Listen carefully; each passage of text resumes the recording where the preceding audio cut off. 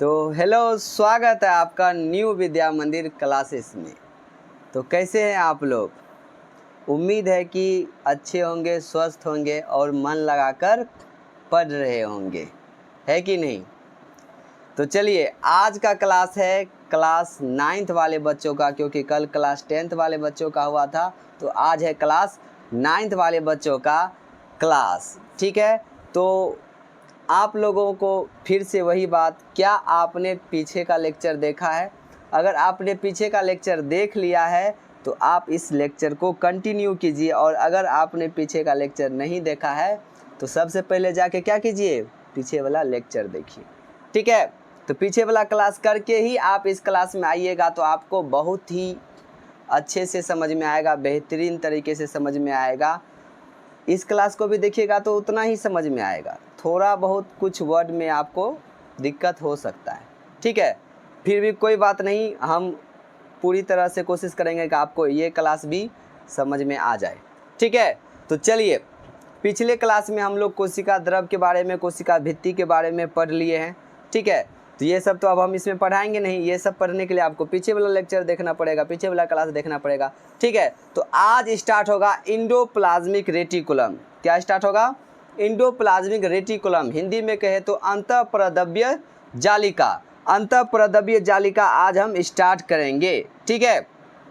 तो अंतःपरद्रव्य जालिका ऐसे ही पूछते हैं। अंतःपरद्रव्य जालिका दो प्रकार के होते हैं, एक होता है स्मूथ इंडोप्लाज्मिक रेटिकुलम, एक होता है रफ इंडोप्लाज्मिक रेटिकुलम, ठीक है। तो ये है इंडोप्लाज्मिक रेटिकुलम के प्रकार। तो अब हम जानते हैं थोड़े और अच्छे ढंग से कि आपके बुक में क्या क्या लिखा हुआ है और क्या नहीं। तो ठीक है, चलिए स्टार्ट करते हैं।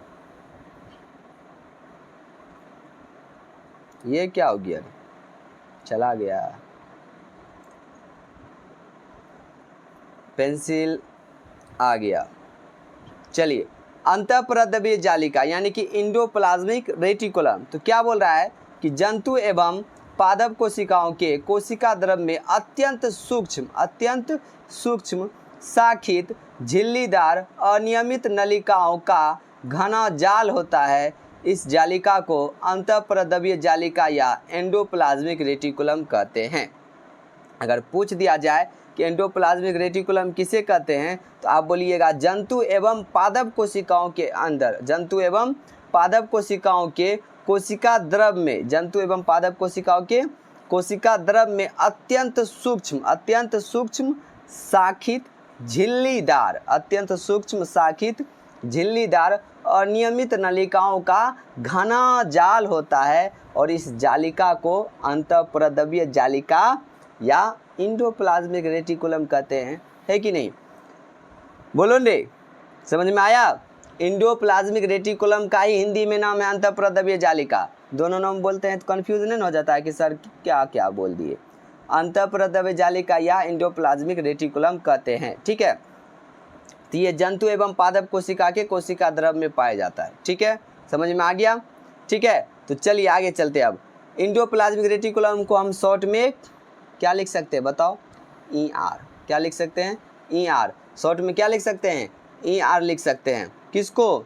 इंडोप्लाज्मिक रेटिकुलम को। तो चलिए, अब क्या बोल रहा है कि ये लाइपोप्रोटीन की बनी होती है। याद रखने योग्य बातें, किसकी बनी होती है? लाइपोप्रोटीन की। किसकी बनी होती है? लाइपोप्रोटीन की। 2-3 बार बोलिए, किसकी बनी होती है? लाइपोप्रोटीन की। किसकी बनी होती है? लाइपोप्रोटीन की। किसकी बनी होती है?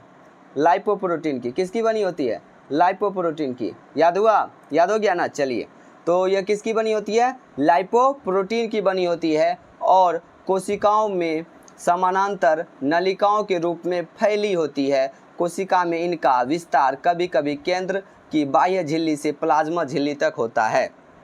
बोल रहा है कभी कभी इसका विस्तार जो है कोशिका में इनका जो विस्तार है कभी कभी केंद्र की बाह्य झिल्ली से प्लाज्मा झिल्ली तक होता है, ठीक है। केंद्र, जैसे कि ये देखिए, जैसे हम एक कोशिका बनाते हैं, जैसे हम एक क्या बनाते हैं, जैसे ये देखिए, कलर बदल लें क्या? कौन सा कलर दें? ब्लैक। चलिए, तो देखिए, जैसे ये देखिए, ये क्या हो गया,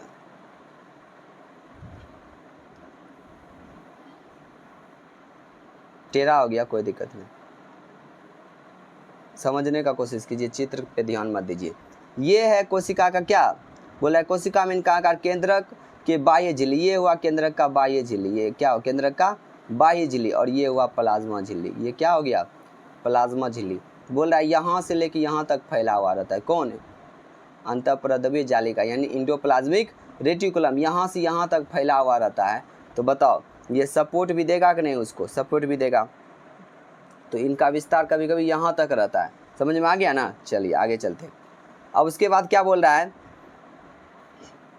कि कोशिका में इनका विस्तार कभी कभी केंद्र की बाह्य झिल्ली से प्लाज्मा झिल्ली तक होती है, हो गया। बोला अंतःपरद्रव्य जालिका दो प्रकार की होती है। अंतःपरद्रव्य जालिका कितने प्रकार की होती है, दो प्रकार की। पहला होता है चिकनी अंतःपरद्रव्य जालिका, दूसरा होता है खुरदरी अंतःपरद्रव्य जालिका, यानी कि दो प्रकार के होते हैं। कौन सब, चिकनी अंतःपरद्रव्य जालिका और खुरदरी अंतःपरद्रव्य जालिका, यानी कि अगर इंग्लिश में बोले तो स्मूथ इंडोप्लाज्मिक रेटिकुलम, और फिर भी अगर दूसरा प्रकार को भी इंग्लिश में बोले तो रफ इंडोप्लाज्मिक रेटिकुलम। और रफ इंडोप्लाज्मिक रेटिकुलम को शॉर्ट में RER भी कह सकते हैं, और स्मूथ इंडोप्लाज्मिक रेटिकुलम को शॉर्ट में SER भी कह सकते हैं। ठीक है, समझ में आ गया। तो बोला कि चिकनी अंतःपरद्रव्य जालिका की झिल्ली चिकनी होती है, नाम से ही चिकनी अंतःपरद्रव्य जालिका की झिल्ली कैसी होगी, चिकनी होगी, सिंपल। जबकि खुरदरी अंतःपरद्रव्य जालिका की बाहरी झिल्ली के ऊपर छोटे छोटे कण होते हैं, जिन्हें हम क्या कहते हैं, राइबोसोम कहते हैं। क्या कहते हैं, राइबोसोम, RIBOSOME। समझ में आया, बोलो राइबोसोम का स्पेलिंग, RIBOSOME, RIBOSOME, समझ में आया। तो उस बोला है कि जो खुरदरी अंतःपरद्रव्य जालिका रहती है वो स्मूथ नहीं होता है, क्यों, क्योंकि उसके ऊपर जो है राइबोसोम पाया जाता है, इसलिए हम उसको क्या कहते हैं, खुरदरी अंतःपरद्रव्य जालिका, यानी कि रफ इंडोप्लाज्मिक रेटिकुलम। ठीक है, चलिए आगे चलते हैं। अब उसके कार्य को भी हम समझ लेते हैं, थोड़ा सा क्या कार्य भी जान लेते हैं, तो कार्य समझने का कोशिश कीजिए। बोला कि अंतःपरद्रव्य जालिका की झिल्ली नुमा नलिकाओं में तरल भरा रहता है। क्या भरा रहता है, तरल भरा रहता है। इसलिए ये कोशिका द्रव में पदार्थों के मुख्यतः प्रोटीन का संचार करती है। किसका संचार करती है, ये मुख्य रूप से प्रोटीन का संचार करती है, अर्थात अंतःकोशिकीय परिवहन तंत्र का निर्माण करती है। तथा ये क्या करती है, बताओ, क्या देखिए क्या बोला, अर्थात यह अंतःकोशिकीय परिवहन तंत्र का क्या करती है, निर्माण करती है। SER याद रखने योग्य बातें जैसे ही मिले तैसे उसको नोट कर लेना है। ये सब बात हम जो बोलते हैं उसको नोट कर लीजिए। जैसे ये देखिए,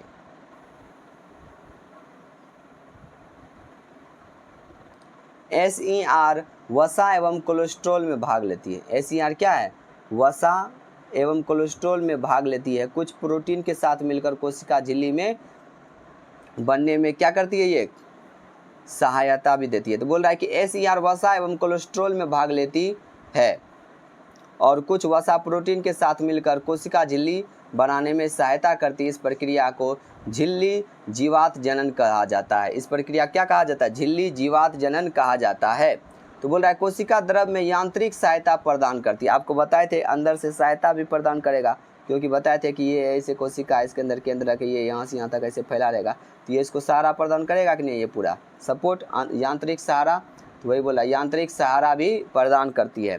और फिर चौथा नंबर पॉइंट क्या बोल रहा है, कोशिका विभाजन के समय कोशिका प्लेट एवं केंद्रक झिल्ली के निर्माण में भाग लेती है। बोल रहा है कि कोशिका विभाजन के समय कोशिका प्लेट एवं केंद्रक झिल्ली के निर्माण में भाग लेती है।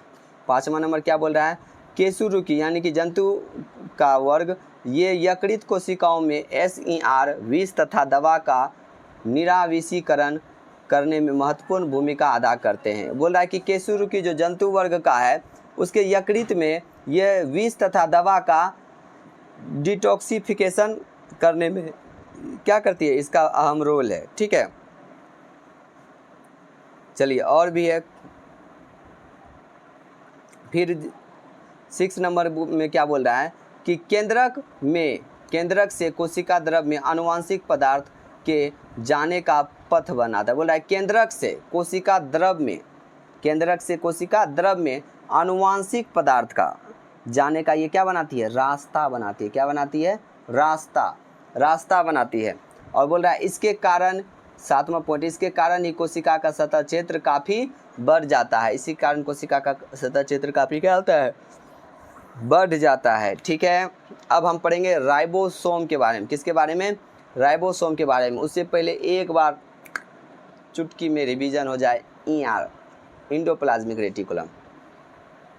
चलिए एक नज़र में इंडोप्लाज्मिक रेटिकुलम को देखते हैं, एक नज़र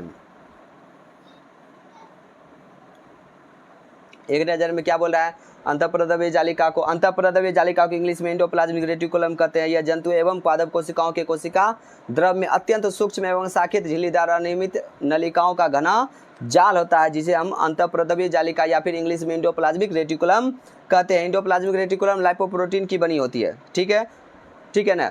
यह केंद्रक के बाह्य झिल्ली से लेकर प्लाज्मा झिल्ली तक फैली होती है। अंतःप्रद्रव्य जालिका 2 प्रकार की होते हैं, smooth endoplasmic reticulum, rough endoplasmic reticulum. यानी कि स्मूथ को इंग्लिश में, हिंदी में क्या कहते हैं बताइए,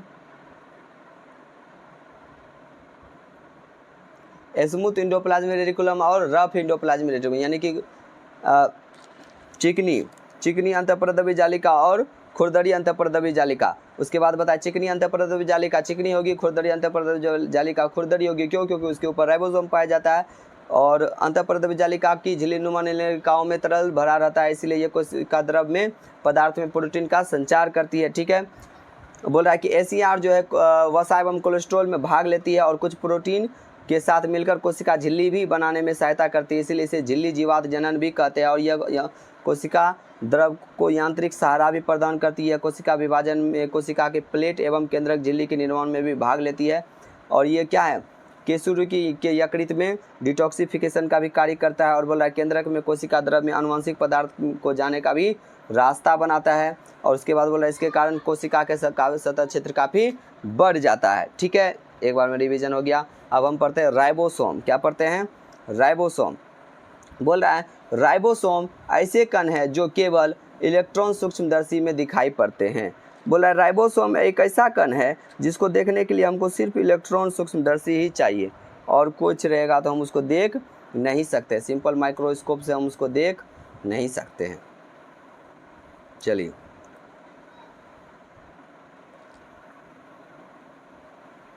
क्या बोला जा रहा है सुनिए। बोला कि जालिका झिल्ली की सतह पर सटे होते हैं, फिर ये अकेले, बोला कि यह अंतःप्रद्रव्य जालिका की झिल्ली पे सटे रहते हैं या फिर अकेले या गुच्छे में कोशिका द्रव में क्या होते हैं, बिखरे रहते हैं। और ऐसे राइबोसोम के गुच्छे में मिलते हैं। बोल रहा है कि अगर राइबोसोम का गुच्छा मिलेगा तो उसको हम पोलीराइबोसोम या पोलीसोम भी कहते हैं, पोलीराइबोसोम या पोलीसोम भी कहते हैं। ये रचनाएं प्रोटीन और आरएनए की बनी होती है। रचनाएं किसका बना होता है, प्रोटीन और आरएनए का बना होता है। ठीक है, उसके बाद बोल रहा है इसका कार्य क्या है, राइबोसोम में ही प्रोटीन का क्या होता है, संश्लेषण होता है। राइबोसोम में ही प्रोटीन का संश्लेषण होता है। उसके बाद हम चलते हैं गोल्जी उपकरण में। कहाँ चलते हैं, गोल्जी उपकरण। तो बोल रहा है कि देखिए गोल्जी उपकरण या गोल्जी का है, तो क्या बोला जा रहा है कि सर्वप्रथम किसने, सर्वप्रथम बताइए किसने, कैमिलो गोल्जी। सर्वप्रथम किसने, कैमिलो गोल्जी। सर्वप्रथम कैमिलो गोल्जी, ये नाम को कर दिया अंडरलाइन। सर्वप्रथम कैमिलो गोल्जी ने 1898 में जंतु कोशिका में गोल्जी उपकरण को देखा। साधारण सूक्ष्मदर्शी में देखने से यह मुड़ी हुई छड़ के गुच्छे के समान प्रतीत होता है। पादप कोशिका में ये कोशिका द्रव में मुड़ी छड़ के समान रचना बनाकर बिखरे रहते हैं, जिन्हें हम क्या कहते हैं, डिक्टियोसोम कहते हैं। बोला है गोल्जी उपकरण कुछ यूकेरियोटिक कोशिका स्तनधारी की लाल रुधिर कणिका जीवाणु एवं नील हरित शैवाल यानी प्रोकैरियोटिक कोशिका में नहीं पाए जाते हैं। कौन, गोल्जी उपकरण। ठीक है, तो गोल्जी उपकरण को सर्वप्रथम किसने देखा, कैमिलो गोल्जी ने। कब देखा, 1898 में। और यह ऐसे देखा तो उसको मुड़ा हुआ छड़ के समान दिखाई दिया। ठीक है, आगे चलते हैं। आगे क्या बोल रहा है कि इलेक्ट्रॉन सूक्ष्मदर्शी में देखने पर यह चारों तरफ से झिल्ली से घिरी हुई अनेक समानांतर नलिकाओं या चपटी कुंडलिकाओं कुंडिकाओं या सिस्टर्नी के समूह की तरह होते हैं। कुंडिकाओं के सिरे पर छोटे छोटे पुट्टिकाएँ या वेसिकल्स स्थित होती है। इसके अतिरिक्त नीचे की तरफ बड़ी बड़ी रिक्तिकाएँ पाई जाती है। गोल्जी काय की झिल्लियों का संपर्क ER की झिल्लियों से रहता है। बोल रहा है कि गोल्जी काय का जो संपर्क है वो ER से भी रहता है। सोचो कितना बड़ा बड़ा इसका संपर्क है। इंडोप्लाज्मिक रेटिकुलम से भी इसका संपर्क है। किसका? गोल्जी उपकरण का। ठीक है, आगे चलते हैं, इसके कार्य को समझते हैं।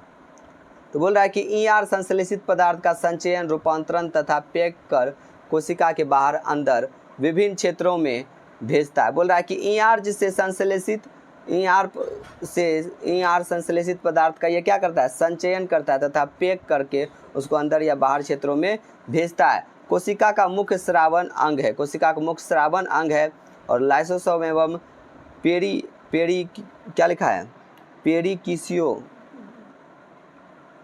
पेरिकिसोसोम के निर्माण में मदद करता है। पेरोक्सीसोम लिखा नहीं रे, सोम में निर्माण में मदद करता है, देख लेना। कुछ परिस्थिति में इनमें सामान्य शक्कर से जटिल शक्कर का निर्माण होता है। कुछ परिस्थिति में ऐसा होता है। उसके बाद क्या बोला जा रहा है? उसके बाद बोल रहा है पादप कोशिका विभाजन के समय कोशिका प्लेट बनाने में ये क्या करता है? सहायक है। और ये है तुम्हारा चित्र, तुम्हारे मुंह का चित्र है नहीं, गोल्जी उपकरण की संरचना का चित्र है। गोल्जी उपकरण की संरचना का चित्र। तो ये देखिए, ये है वेसिकल्स। क्या है? वेसिकल्स। और ये जो मुड़ा हुआ ये क्या है? सिस्टर्नी। और ये जो खाली जगह ये क्या है? रिक्तिका। क्या है? रिक्तिका। समझ में आया? तो अब आगे चलें। चलिए सर आगे चलिए, चलते ही हैं। अब पढ़ेंगे लाइसोसोम के बारे में। किसके बारे में? लाइसोसोम के बारे में। तो बोल रहा है क्या, सुनिए, तो क्या बोल रहा है कि यह बहुत सूक्ष्म कोशिकांग है जिसे सर्वप्रथम 1958 में क्रिश्चियन डी डवे ने देखा। किसने देखा? क्रिश्चियन डी डवे ने देखा। ये छोटी छोटी पुट्टिकाओं के रूप में पाए जाते हैं जिनके चारों ओर एक पतली झिल्ली होती है। इसका आकार बहुत छोटा और थैली जैसा होता है। इसका आकार कैसा होता है? बहुत छोटा होता है और थैली के जैसा होता है। इसमें ऐसे एंजाइम होते हैं जिनमें जीव द्रव को घुला देने या नष्ट कर देने की क्षमता होती है। बोला इनमें ऐसा एंजाइम होता है जिसमें क्या होता है? जीव द्रव को घुला देने या फिर नष्ट कर देने का क्षमता। सीधा समझे, नष्ट कर देने का उसमें क्या होता है? क्षमता होता है। बोला है कोशिकीय उपापचय में व्यवधान के कारण जब कोशिका क्षतिग्रस्त हो जाती है तो लाइसोसोम फट जाते हैं। बोला कि कोशिकीय व्यवधान में जब कोशिका क्या होगा? क्षतिग्रस्त हो जाएगा तो ये क्या होगा? लाइसोसोम फट जाते हैं और इसमें मौजूद एंजाइम अपनी ही कोशिका को क्या कर देता है? पाचित कर देता है। इसके परिणाम स्वरूप कोशिका की क्या हो जाती है? मृत्यु हो जाती है। और इसलिए हम आत्महत्या की थैली इसको कहते हैं। आत्महत्या की थैली किसको कहते हैं? लाइसोसोम को कहते हैं। किसको कहते हैं? लाइसोसोम को कहते हैं। तो इसका कार्य भी सुन लीजिए, इसका कार्य क्या है? तो इसका कार्य बोल रहा है यह कोशिका में प्रवेश करने वाले बड़े कणों एवं बाह्य कणों के पदार्थ का क्या करता है? पाचन करता है। अंतः कोशिका पदार्थ तथा अंगकों के टूट फूट भागों को पाचित कर कोशिका को साफ करता है। ठीक है, जीवाणु एवं वायरस से भी रक्षा करता है। अब जब ये मारने का काम करता है तो जीवाणु और वायरस को भी मार देगा। और जिस कोशिका में रहता है उसकी आवश्यकता अनुसार नष्ट करने का कार्य करता है। जिस भी कोशिका के अंदर ये रह रहा है, मान लो ये किसी कोशिका के अंदर रह रहा है, वो कोशिका अब बोलेगा कि अब हम नहीं रह पाएंगे, अब मान लो कि वो मरने वाला है, तो ये क्या करेगा? उसको मार देगा और नष्ट कर देगा उसकी आवश्यकता अनुसार। जब उसको अब नहीं रहना है तो मार देगा। ठीक है, अब हम चलते हैं माइटोकॉन्ड्रिया पे। किस पे चलते हैं? माइटोकॉन्ड्रिया पे।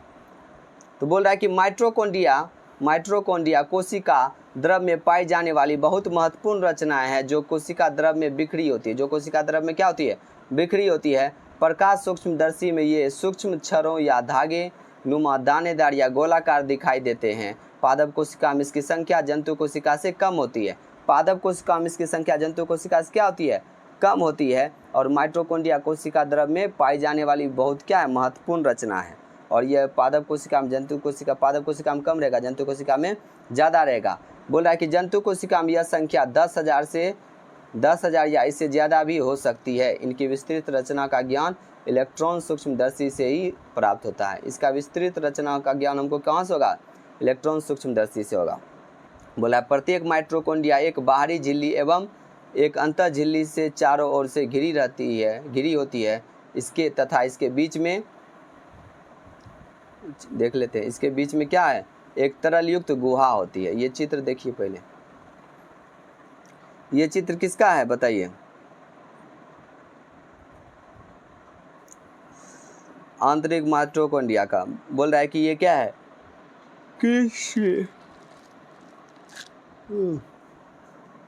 ये क्या है? क्रिस्टी है।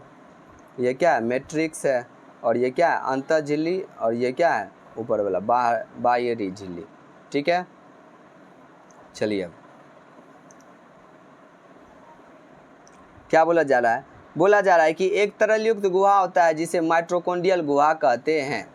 ठीक है, बोला कि माइटोकॉन्ड्रिया की भीतरी झिल्ली से अनेक प्रवर्ध निकलकर माइटोकॉन्ड्रियल गुहा मैट्रिक्स में लटके रहते हैं, जिनकी क्रिस्टी कहते हैं। अब बता दिए तो क्रिस्टी किसको कहते हैं? यहाँ देखो, समझो, देखो क्रिस्टी किसको कहते हैं, समझ में आया? उसके बाद बोल रहा है कि तथा जिनमें कोशिकीय श्वसन से संबंध एंजाइम मौजूद होते हैं, इनमें अपना डीएनए तथा राइबोसोम होता है, जिससे अपना कुछ प्रोटीन बनाने में ये क्या होते हैं? सक्षम होते हैं। ठीक है, इसका कार्य क्या है? इसका कार्य समझिए। तो बोल रहा है क्या? इसका कार्य करके क्लास लास्ट कर देंगे। बोला इनमें उपस्थित कोशिकीय श्वसन के एंजाइम के चलते भोजन का संपूर्ण ऑक्सीकरण होता है। इसके फलस्वरूप जीव के लिए ढेर सारी अति आवश्यक ऊर्जा मुक्त होती है। इसलिए माइटोकॉन्ड्रिया को कोशिकीय ऊर्जागिरी कहा जाता है। माइटोकॉन्ड्रिया को क्या कहा जाता है? कोशिकीय ऊर्जागिरी कहा जाता है। और आत्महत्या की थैली लाइसोसोम को कहा जाता है। यह ऊर्जा एटीपी, एटीपी का फुल फॉर्म बताओ बिना देखें।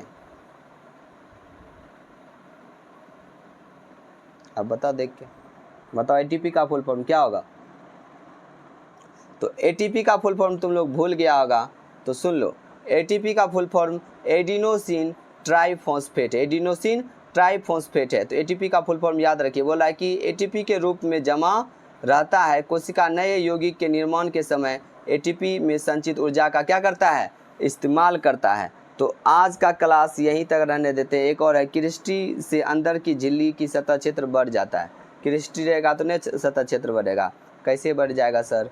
तो देखो क्रिस्टी है, क्रिस्टी पे जाते हैं। यहाँ देखिए, ये जो है इस तरीके से निकला हुआ है। यहाँ से निकला हुआ, यहाँ से निकला हुआ, ऐसे गया, यहाँ भी निकला। अगर इसको हम ऐसे खोलेंगे तो ये और बड़ा हो जाएगा कि नहीं? ये सतह क्षेत्र, इसको हम अगर इधर कर देंगे तो ये और ज़्यादा बड़ा हो जाएगा। तो ये अंदर में मुड़ा हुआ है, इसलिए इसका सतह क्षेत्र बढ़ जाता है। ठीक है, तो आज का क्लास यहीं तक। मिलते हैं अगले क्लास में। तो तब तक के लिए आप लोग स्वस्थ रहिए और मन लगाकर पढ़ते रहिए और खुश रहिए। ठीक है, तो अगर आपको क्लास समझ में आता है, अगर आपको क्लास अच्छा लगता है, तो आप कमेंट कीजिए कि हाँ सर अच्छा लगा। और कोई भी दिक्कत होता है तो आप कमेंट कर सकते हैं कि ये दिक्कत वो दिक्कत, कुछ भी आप जो आपको अच्छा लगे आप वो कमेंट कर सकते हैं।